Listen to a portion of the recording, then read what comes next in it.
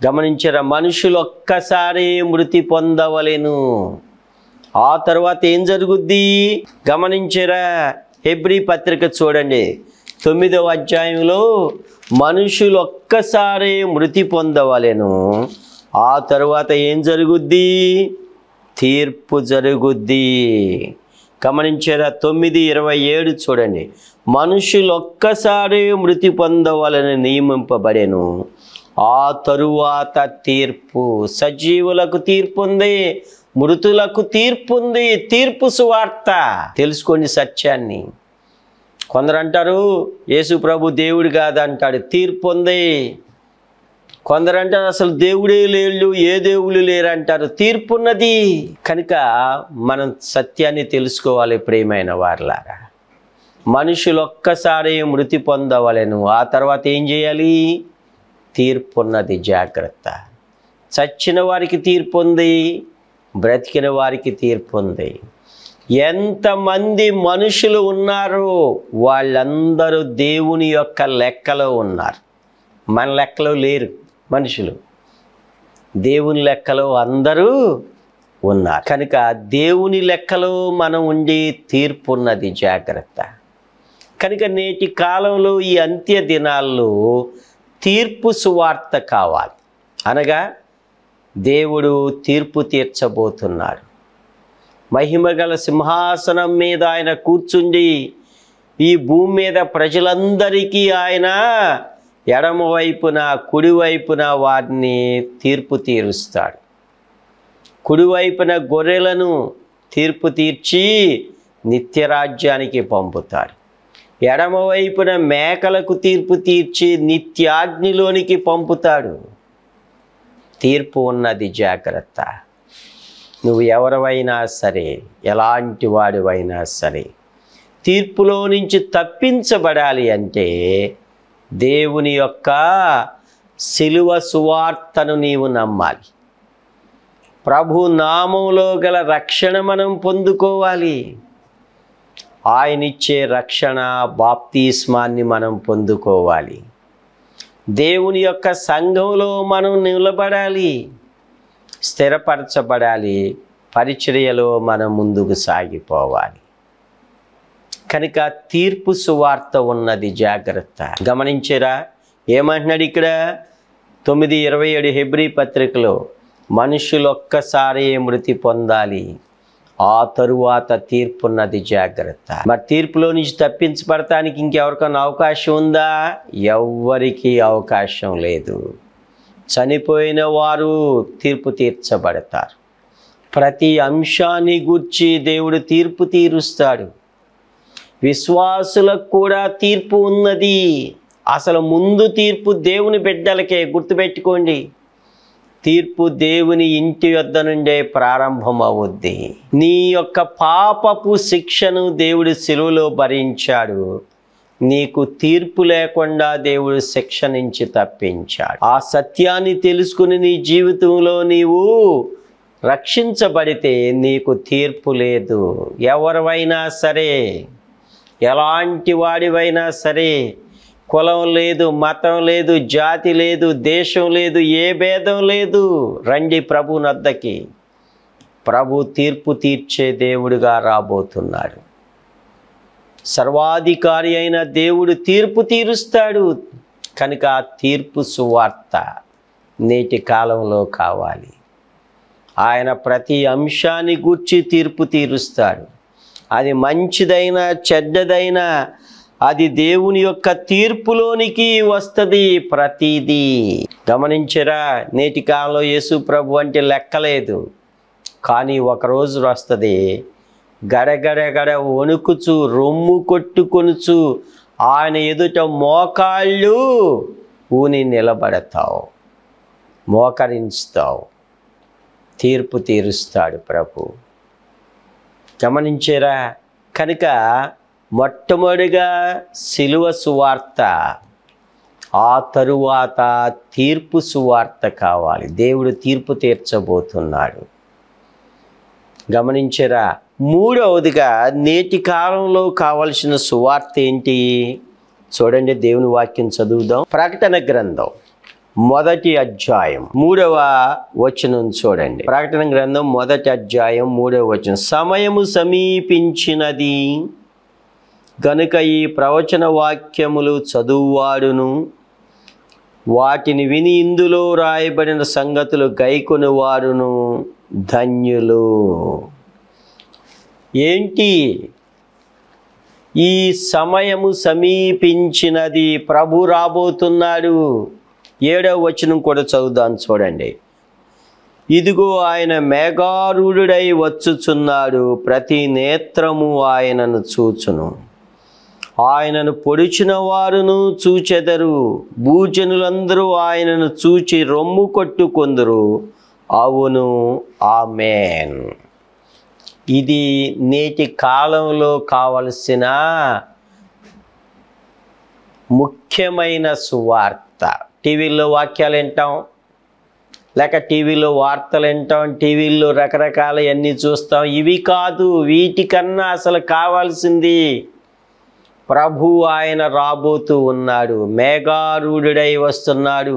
ప్రవచనాలు నెరవేరుతున్నాయి. ఈ ప్రపంచాన్ని గురించిన ప్రవచనాలు నెరవేరుతున్నాయి, ఇశ్రాయేలీల గురించిన ప్రవచనాలు నెరవేరుతున్నాయి, సంఘాన్ని గురించిన ప్రవచనాలు నెరవేరుతున్నాయి. నేటి కాలంలో జరిగే యుద్ధాలు, వీటన్నిటికీ దేవుని వాక్యంలో ఆధారం ఉన్నది. కనుక ప్రియమైన వారలారా, ప్రభు ఆయన రాబోతూ ఉన్నాడు, ప్రవచనాలు నెరవేరుతున్నాయి.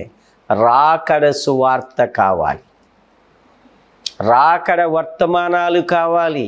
దైవజనులు, గొప్ప గొప్ప దైవజనులు రాకడ గురించిన, క్రీస్తు రాకడ ధ్వని ఐజయ్ గారు చెప్తూ ఉన్నారు. వినండి, సత్యాలు తెలుసుకోండి. రాకడ వర్తమానాలు ఉన్నాయి. దేవుడు రాబోతున్నాడు. ఈ ప్రపంచం ఎప్పుడు ఇలాగే ఉండదు. చాలామంది మేళ్ళ మీద మేళ్ళ కడుతున్నాం, స్థలాల మీద స్థలాలు కొంటున్నాం, పొలాల మీద పొలాలు కొంటున్నాం, బంగారం మీద బంగారం కొంటున్నాం. ఇవనుకుంటున్నారు. ఇవన్నీ ఒకరోజు మనకి వెలుగు లేకుండా పోయే రోజులు వస్తున్నాయి. ఒకసారి ఆల్రెడీ వచ్చినాయి కరోనా టైంలో. మరలా అలాంటి పరిస్థితి ఇంకా ఘోరంగా రాబోతున్నది. శ్రమల కాలం రాబోతున్నది. కనుక మనందరం తెలుసుకోవాల్సింది ఏంటంటే, ప్రభు రాబోతున్నాడు, సంఘం ఎత్తబడబోతున్నది, దేవుని బిడ్డల్ని దేవుడు తీసుకుని వెళ్ళబోతున్నాడు. ఆయన ఈ భూలోకానికి రాజులకు రాజుగా, ప్రభువులకు ప్రభువుగా, రెండవ రాకడగా రాబోతున్నాడు. ఈ సత్యాలు తెలుసుకోవాలి. తెలుసుకోండి, ఎప్పటికైనా సరే దేవుని యొక్క సత్యాలు తెలుసుకోండి. ప్రభు ఆయన రాబోతున్నాడు, సంఘం ఎత్తబడబోతున్నది. ఇదే రాకడ సువార్త. సంఘం ఎత్తబడుతుంది, ప్రభు మధ్యాకాశానికి రాబోతున్నాడు. రాకడ సువార్త. ప్రభు ఆయన వచ్చి ఆయన బిడ్డలను తీసుకొని వెళ్ళబోతున్నాడు. సంఘం ఎత్తబడబోతున్నది. రక్షించబడి దేవుని బిడ్డలుగా జీవించే వాళ్ళు బుద్ధిగల కన్యకలుగా ప్రభువుని ఎదుర్కొంటారు. బుద్ధి లేని కన్యకులు విడవబడతారు, భక్తిహీనులు విడవబడతారు. తెలుసుకోండి, సంఘం ఎత్తబడబోతుంది. అందరూ మేము ఎత్తబడతామని అంటారు, మంచిదే. కానీ దేవుని దృష్టిలో పరిశుద్ధులుగా ఉన్న వాళ్ళు మాత్రమే ఎత్తబడతారు. తెలుసుకోండి, దేవుని దృష్టిలో దేవుని బిడ్డలుగా ఆయన కోసం ఎదురు చూస్తూ సిద్ధపడిన వారు మాత్రమే ఎత్తబడతారు. ఇద్దరు పొలంలో ఉంటారు, ఒకరే ఎత్తబడతారు. ఎందుకని? ఇంకొకరు సిద్ధపడలా. ఇద్దరు మంచం మీద ఉంటారు, ఒకరే ఎత్తబడతారు, కొనిపోబడతారు. మిగతా వాళ్ళు ప్రార్థన చేశారు కానీ వాళ్ళ ప్రార్థన పైకెళ్ళా, సిద్ధపడలా. ఇద్దరు తిరగలు విసురుతూ ఉంటారు, ఆహారాన్ని వండుకుంటారు. ఇప్పుడు కాలం ఇదే, ఎక్కడ చూసినా వాటలో తిని తిప్పేదే. మరేంటి పరిస్థితి? కనుక ఎత్తబడే గుంపులో ఉండాలి. ఇదే సువార్త. విడవబడ్డ గుంపులో ఉండకూడదు. పరిశుద్ధులు ఎత్తబడతారు. రక్షణ పొంది మారు మనసు జీవితం కలిగిన వారు మాత్రమే ఎత్తబడతారు. మిగతా వాళ్ళు ఎవ్వరూ ఎత్తబడరు. భక్తిహీనులుగా ఉన్న వాళ్ళు ఎత్తబడరు. ప్రార్థనకు వచ్చి పాపాన్ని విడవకోకుండా మరలా అదే పాత జీవితంలో ఉంటే నిన్ను నువ్వు మోసపుచ్చుకుంటున్నావు, ఎత్తబడవు. రాకడ సువార్త తెలుసుకో. ఎప్పటికైనా దేవుడు అవకాశం ఇచ్చాడు, తెలుసుకో. రక్షించబడి ప్రభు సన్నిధిలో నీ జీవితాన్ని నీవు మార్పు చెంది దేవుని కోసం ఎదురు చూసిన వారు మాత్రమే ఎత్తబడతారు. గమనించరా, యోధా పత్రికలో వీళ్ళందరి గురించి రాయబడి ఉన్నది. వీళ్ళ కోసం గాఢాంధకారము భద్రం చేయబడింది అని అన్నారు. గాఢాంధకారం అంటే ఏంటి? పరలోక రాజ్యం కాదు, పాతాళం. గమనించరా, కనుక తెలుసుకోండి సత్యాన్ని. ఈ చివరి దినాల్లోనైనా సరే, ఈ అంత్య దినాల్లోనైనా సరే రాకడ సువార్త కావాలి. నేటి కాలంలో తెలుసుకోండి రాకడ సువార్త. దేవుడు రాబోతున్నాడు, సంఘం ఎత్తబడబోతుంది, మధ్యాకాశంలో ప్రభుని కలుసుకుంటాం. మరలా ఆయన రాజులకు రాజుగా ప్రభుగా ఈ లోకానికి రాబోతున్నాడు. ప్రతి నేత్రము ఆయనను చూస్తారు. శ్రమల కాలం రాబోతున్నది, తెలుసుకోండి. ఇది దేవుని వాక్య సత్యం. దీన్ని ఎవరు మార్చలేరు, ఎవరు ఆపలేరు. సత్యాన్ని తెలుసుకుని ప్రియమైన వాళ్ళ, ఈ వాక్యం ఈరోజు నువ్వు వింటున్నావంటే దేవుడు నీకు ఈ అవకాశాన్ని ఇచ్చాడు రక్షించబడమని. ఆలస్యం చేయొద్దు. నాది కాదులే అనొద్దు, నాకు సంబంధించింది కాదులే అనవద్దు. ఆయన త్వరగా రాబోతూ ఉన్నాడు. ప్రతి నేత్రము ఆయనను చూచును. గమనించరా, ఇంకొక గొప్ప వాగ్దానం ఉన్నది చూడండి దేవుని బిడ్డలకి. యోహాను సువార్త 14వ అధ్యాయం 2వ వచనం చూడండి. ఏమంటున్నాడు? యోహాను సువార్త 14:2 చూడండి. నా తండ్రి ఇంట అనేక నివాసములు కలవు, లేని ఎడల మీతో చెప్పుదును. మీకు స్థలము సిద్ధపరచ వెళ్ళుచున్నాను. నేను వెళ్ళి మీకు స్థలము సిద్ధపరిచిన ఎడల నేనుండు స్థలములో మీరును ఉండులాగున మరలా వచ్చి. ప్రభు ఏం చేయబోతున్నాడు? మరలా రాబోతున్నాడు. మనకు స్థలము సిద్ధపరచడానికి ఆరోహణమై వెళ్ళాడు. సిలువ వేయబడిన క్రీస్తు ప్రభు, మరణాన్ని జయించిన క్రీస్తు ప్రభు, పునరుద్ధానుడైన క్రీస్తు ప్రభు, ఆరోహణమైన క్రీస్తు ప్రభు. ఆయన మనకి స్థలము సిద్ధపరచడానికి వెళ్ళాడు. మరలా ఏం చేస్తాడు? నేను మరలా వచ్చి ఏమన్నాడు చూడండి, నా యొద్ద ఉండుటకు మిమ్మును తీసుకొని పోవుదును. గమనించరా, ఇదే రాకడ సువార్త. ఇదే గొప్ప సువార్త. దేవుని బిడ్డల్ని దేవుడు తీసుకొని వెళతాడు. ప్రభు రాబోతూ ఉన్నాడు. మనం సత్యాన్ని తెలుసుకోవాలి నేటి కాలంలో. గమనించరా, రాకడ త్వరగా రాబోతున్నాడు ప్రభు. రాకడ సువార్త మనకు కావాలి. నేటి కాలములో ఎవరైనా సరే, ఎలాంటి వాడవైనా సరే, ఆయన క్రీస్తు ప్రభు, ఆయన దేవుడికి దేవాది దేవుడిగా, సర్వాధికారి అయిన దేవుడిగా రాబోతున్నాడు. రక్షకుడిగా వచ్చిన క్రీస్తు ప్రభు లోక పాపమును మోసుకొని పోవు దేవుని గొర్రె పిల్లగా వచ్చాడు. రేపు గొర్రె పిల్లగా రాడు, కొదమ సింహముగా రాబోతున్నాడు. కనుక అప్పుడు ఇక దేవుని యొక్క కృపకి తావు లేదు, తీర్పుకే. ప్రభు ఈ భూమి మీద ఆయన 1000 ఏండ్ల పరిపాలన చేయబోతూ ఉన్నాడు. ఇవన్నీ ఆయన రాకడలో భాగాలే. ఇవన్నీ దేవుని యొక్క రాకడ సువార్తలో ఉన్నాయి. మరి నువ్వెక్కడున్నావు? రాకడలో ఎత్తబడతావా, విడవబడతావా? బుద్ధి లేని కన్యకలుగా ఉంటావా, బుద్ధిగల కన్యకలుగా ఉంటావా? గమనించరా, చూడండి. ఇదే మత్తయి సువార్త 7వ అధ్యాయం 21వ వచనంలో ప్రభు ఆయన ఒక గొప్ప ప్రసంగం, కొండ మీద ఆయన ప్రసంగం చేసి ఒక మాట అంటున్నాడు చూడండి. 7:21 ప్రభువా ప్రభు అని పిలుచు ప్రతివాడు పరలోక రాజ్యములో ప్రవేశింపడు. దేవుడంటే తెలుసుకుని రక్షణ, పాప క్షమాపణ, నిత్య భాగ్యం అంటే ఎరిగి కూడా రక్షించబడకుండా నామకార్థ జీవితములో ఉంటే ఇలాంటి వారి గురించి దేవుడు హెచ్చరిక చేస్తున్నాడు. ప్రభువా ప్రభు అని వల్లించే ప్రార్థనలు కాదు, ప్రభువా ప్రభు అని నామకార్థ ప్రార్థనలు కాదు, ప్రభువా ప్రభు అని మారకుండా మన జీవితాలని పాపంలో ఉండేవి కాదు. ఏమన్నాడు? నా తండ్రి చిత్త ప్రకారము చేయువాడే ప్రవేశించును. పిలవటం కాదు, వల్లించటం కాదు, క్రియలు ఉండాలి. దేవుని క్రియలు మనలో కనపడాలి. దేవుని భక్తి, పరిశుద్ధత మనలో కనపడాలి. ప్రభు సాక్షార్థంగా మన జీవితాలు ఉండాలి. అలా లేకుండా నిన్ను నీవుగా నీ స్వనీతితో సమర్థించుకున్నావు అనుకో, పరలోక రాజ్యానికి వెళ్ళావు. జాగ్రత్త. ప్రభు వచ్చినప్పుడు విడవబడతావు. జాగ్రత్త. ఒకడు నిత్య జీవమునకు వారసుడవుతూ నేనేం చేయాలి నాయన అన్నాడు. మంచి ఆలోచనలతో వచ్చాడు, కానీ పరలోక రాజ్యానికి వెళ్ళాల. వ్యసనపడుచు తిరిగి వెళ్ళిపోయాడు. ఇలాంటి జాబితాల్లో చాలామంది ఉంటారు. ఈ సమయంలో నువ్వు అలాంటి పరిస్థితిలో ఉంటే దేవుడు నిన్ను హెచ్చరిక చేస్తున్నాడు. దేవుడు నిన్ను అడుగుతున్నాడు, రక్షించబడ్డావా లేదా? శిలువలో కార్చిన పరిశుద్ధ రక్తమందును విశ్వసించేవా లేదా? ప్రభు యొక్క శిక్ష నుంచి తప్పించబడ్డావా? తీర్పులో ఉంటావా? దేవుడు అడుగుతున్నాడు. ప్రభు రాబోతున్నాడు. ఎత్తబడే గుంపులో ఉన్నావా? విడవబడే గుంపులో ఉన్నావా?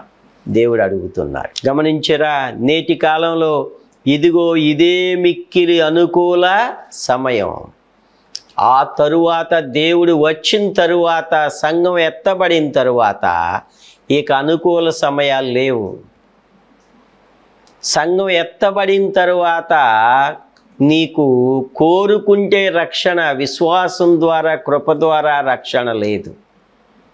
అప్పుడు రక్షించబడటానికి నువ్వు చనిపోవాలి. కంతే. క్రీస్తు విరోధి పాలనలో కృప ద్వారా రక్షణ లేదు. జాగ్రత్త.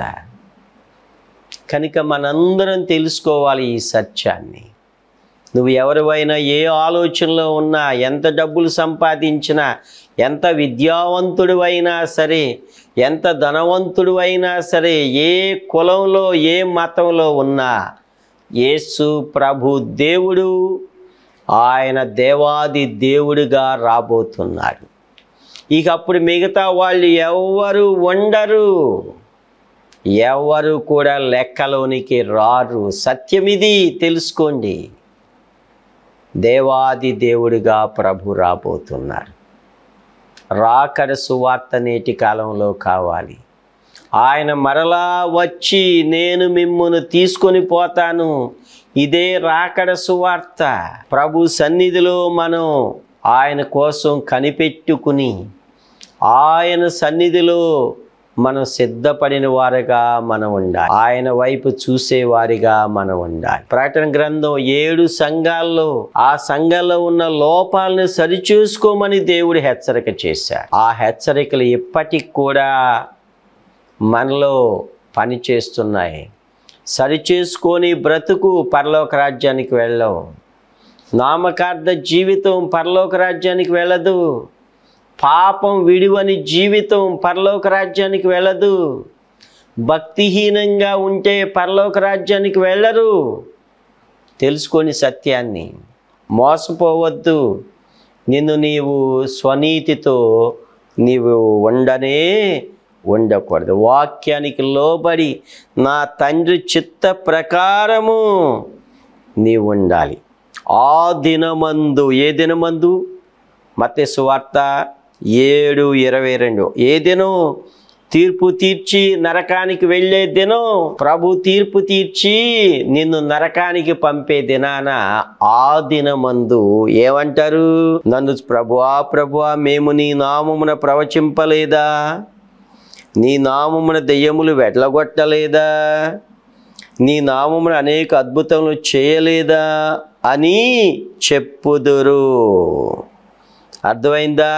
వీళ్ళ సొంత సాక్ష్యాలు పెట్టుకున్నారు. దేవుని సాక్ష్యం లేదు ఇక్కడ. అప్పుడు నేను మిమ్మును ఎన్నడూను ఎరుగను. దేవుని సాక్ష్యం లేదు వీళ్ళ దగ్గర. వీళ్ళ సాక్ష్యాలు కనపడతాయి. ఇదిగో ఆయన దగ్గరికి ఆ వరం ఇస్తాడు, ఈయన దగ్గరికి వెళ్తే ఈ వరం ఇస్తాడు. ఇవే తెలుసుకున్నారు, ఇవే ఎంపర్లాడారు, వీటి కోసమే పరిగెత్తారు. ప్రభు సాక్ష్యాన్ని నిలబెట్టలా. కనుక పరలోక రాజ్యానికి మనం వెళ్ళే వారి జాబితాలో ఏ ఏ లక్షణాలు ఉండాలో పత్రికల్లో, సువార్తలో, క్రొత్త నిబంధనలో స్పష్టముగా దేవుడు రాశాడు. ఆ లక్షణాలు మనలో ఉంటేనే మనల్ని దేవుడు పరిశుద్ధులు అని పిలిచాడు. క్రైస్తవులు అన్న మాట 3 సార్లే ఉంది. పరిశుద్ధులు అన్న మాట ఎక్కువ సార్లు రాయబడి ఉంది. ఆ తర్వాత సహోదరులారా అని ఎక్కువ మాట రాయబడి ఉంది. ఆ తర్వాత ప్రియమైన వారులారా అని రాయబడి ఉన్నది. కనుక మనం పరిశుద్ధులుగా మన జీవితాలను మనం కాపాడుకోవాలి. లేకపోతే ప్రభువుని చూడం. పరిశుద్ధత లేకుండా ఎవడు ప్రభువుని చూడడు. పరిశుద్ధ జీవితం దేవుడు కోరుతున్నాడు. ఆయన పరిశుద్ధుడి కనుక ఒకవేళ నువ్వు పరిశుద్ధుడిగా లేదు అనుకో, పరలోక రాజ్యానికి వెళ్ళి పరిశుద్ధుడు పరిశుద్ధుడు పరిశుద్ధుడు అని ఎలా చెప్పగలవు? ఆ పాట నువ్వు పాడలేవు. అందుకే పరలోక రాజ్యానికి వెళ్ళలేవు. తెలుసుకోండి సత్యాన్ని. ఇక్కడ పరిశుద్ధంగా జీవించి పరిశుద్ధతను పాటించిన వారు పరలోక రాజ్యానికి వెళ్ళి పరిశుద్ధుడు పరిశుద్ధుడు పరిశుద్ధుడు అని పాట పాడతాం. నిత్యమును ఆయన స్తుతిస్తావు, నిత్యము ఆయన ముఖదర్శనం చేస్తావు, నిత్యము ఆయనను సేవిస్తావు. ఈ అనుభవం నీలో లేదు అనుకో, పరలోక రాజ్యానికి వెళ్ళరు. జాగ్రత్త. విడవబడతారు భక్తిహీనుల వలె. జాగ్రత్త. ఈ జాబితాలో ఉంటావు. ప్రభువా ప్రభు అని పిలిచే జాబితాలో ఉంటారు. మోసపోకండి. చాలా సంఘాల్లో నామకార్థ క్రైస్తవులు ఎక్కువ మంది ఉంటారు. చాలా సంఘాల్లో భక్తిహీనులు ఎక్కువ ఉంటారు. చాలా సంఘాల్లో పాపం మానని త్రాగుడు, వ్యభిచారం, జారత్వం, ఈ ప్రేమ పెళ్ళిళ్ళు, ఈ ప్రేమల్లో పడటానికి కొందరు గుళ్ళుకు వస్తున్నారు. జాగ్రత్త. తీర్పు ఉంటుంది. మోసపోకుడి. దేవుడు వెక్కిరింపబడడు. దేవుడు కోరేది పరిశుద్ధత. దేవుడు కోరేది పవిత్ర జీవితం. శిలువలో కార్చిన పరిశుద్ధ రక్తం ప్రతి పాపము నుండి, సమస్త దుర్నీతి నుండి మనల్ని పవిత్రులుగా చేస్తుంది. కానీ అపవిత్రులుగా దేవుడు ఉంచాడు. కనుక నేటి దినాల్లో కావలసిన సువార్తలు 3. 1 సిలువను గూర్చిన వార్త మనకు కావాలి. 2వది ప్రభు తీర్పు తీరుస్తానికి రాబోతున్నాడు. తీర్పు సువార్త మనకు కావాలి. ఆయన తీర్పు తీర్చే దేవుడు. 3వది అంతకన్నా ప్రాముఖ్యమైనది ఏంటంటే, ఈ భూమి ఎప్పుడు ఇలాగే ఉండదు. ఈ లోకం అంతమైపోబోతున్నది. యేసు ప్రభు మరలా రాబోతున్నాడు. సంఘం ఎత్తబడబోతూ ఉన్నది. దేవుని బిడ్డలు ఈ లోకంలో కొంతకాలమే ఉంటారు. ఇంకా లోతుగా చెప్తున్నాను చూడు. కొందరు అంటున్నారు 30 లక్షలు 30 కోట్లు పెట్టి మందిరాలు కడుతున్నాం, 10 కోట్లు పెట్టి మందిరాలు కడుతున్నాం. ఈ మందిరాలు ఏమవుతాయి? రేపు ఇక్కడే ఉంటాక 30 కోట్ల ఆత్మలు కావాలి, 10 కోట్ల ఆత్మలు కావాలి. అంతేగాని ఈ మందిరాలు కోట్ల పెట్టి కట్టడం దేవుని చిత్తం కాదు. ఆత్మలు రక్షించబడాలి. దేవుని చిత్తం. ప్రజల్లో దేవుని సువార్త ద్వారా వాళ్ళు మారు మనసు పొంది దేవుని రాజ్యం కట్టబడాలి. ఇది మందిరాలు కాదు కట్టబడాల్సింది కోట్ల పెట్టి. మందిరాలు అవసరమే, మందిరాలకు వద్దని అంటలేదు. మనం కోట్లతో కట్టవలసిన అవసరం లేదు. అశాశ్వతమైన ఈ లోకంలో శాశ్వతమైన నిత్యరాజ్యానికి మనం ఎదురు చూడాలి. ఆ మందిరం కట్టబడాలి. ఆత్మీయ మందిరం కట్టబడాలి. అది మనకు కావాలి. తెలుసుకొని సత్యాన్ని. నేటి కాలంలో ప్రభు రాబోతున్నాడు. ఆయన త్వరగా రాబోతున్నాడని కూడా చెప్పాడు. చూడండి దేవుని వాక్యంలో ఏమంటున్నాడు? ప్రకటన గ్రంథం 22వ అధ్యాయం 7వ వచనం చూడని. ప్రకటన 22:7. ఇదిగో నేను త్వరగా వచ్చుచున్నాను. ఈ గ్రంథములోని ప్రవచన వాక్యములను గైకొనువాడు ధన్యుడు. ప్రభు ఏంటి? త్వరగా రాబోతున్నాడు. రాకడ సువార్త. ఈ గ్రంథంలో ప్రవచన వాక్యాలు ఉన్నాయి. బైబిలే ఈ ప్రపంచానికి ఆధారం. బైబిల్ ప్రవచనం ప్రకారమే ఈ ప్రపంచ చరిత్ర జరుగుతూ ఉన్నది. బైబిల్లోనే ఈ ప్రపంచం ఎలా నాశనం అవ్వాలో అది కూడా రాయబడి ఉన్నది. భూత వర్తమాన భవిష్యత్తు కాలాలన్నీ బైబిల్లో రాయబడి ఉన్నాయి. అదే ప్రవచనం. కనుక సత్యాన్ని మనం తెలుసుకుంటే, చరిత్రను మనం గమనిస్తే ఈ ప్రవచనాలు ఎంతవరకు నెరవేరినాయో, నెరవేరుతూ ఉన్నాయో, నెరవేరబోతున్నాయో తెలుస్తుంది. ప్రవచన వాక్యం. ఇశ్రాయేలు దేశంగా ఏర్పడింది. ఇశ్రాయేలు దేశాన్ని ఎవ్వరూ అంతం చేయలేరు. అది దేవుని యొక్క ప్రణాళిక. ఇశ్రాయేలు దేశం దేవుని యొక్క చిత్తములో ఉన్న ప్రజలు, వాళ్ళు వాగ్దానం కలిగిన వాళ్ళు. ఇప్పుడు ఇశ్రాయేలు దేశాన్ని దేవుడు ఎంతగా ఆశీర్వదించాడో అది దేవుని ప్రవచనం. దీన్ని ఎవరు కాదంటానికి లేదు. రాబో దినాల్లో ఇశ్రాయేలు దేశమే గొప్ప దేశముగా మారబోతుంది. యెషయా గ్రంథంలో ఉన్న ప్రవచనాలన్నీ నెరవేరుతాయి. కనుక ప్రవచనాలు తెలుసుకోండి. ఏదో బైబిల్ అంటే కలబులి కాదు, సత్యం. ఎవరైనా సరే తెలుసుకోండి సత్యాన్ని. దేవుడు త్వరగా రాబోతున్నాడు. ఆయన వచ్చినప్పుడు మొట్టమొదటిగా సంఘం ఎత్తబడద్ది. మధ్యాకాశానికి వస్తాడు. రహస్య రాకడ. సంఘాన్ని తీసుకుని వెళ్ళిపోతాడు. ఆ తరువాత 7 ఏళ్ల శ్రమల కాలం తరువాత మరలా ఆయన భూమి మీదకి రాజుల రాజుగా, ప్రభువుల ప్రభువుగా రాబోతున్నాడు. అందరూ ఆయనను చూస్తారు. రహస్య రాకడలో దేవుని బిడ్డలు మాత్రమే తెలుసుకుంటారు.